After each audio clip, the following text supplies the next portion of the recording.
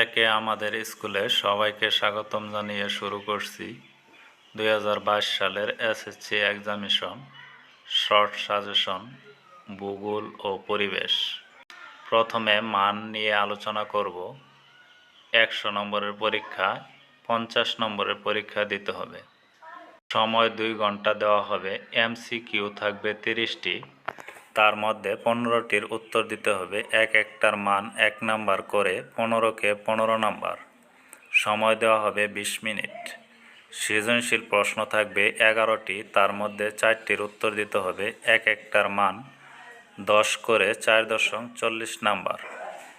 এই 4টি প্রশ্নের জন্য সময় দেওয়া হবে 1 ঘন্টা 40 মিনিট।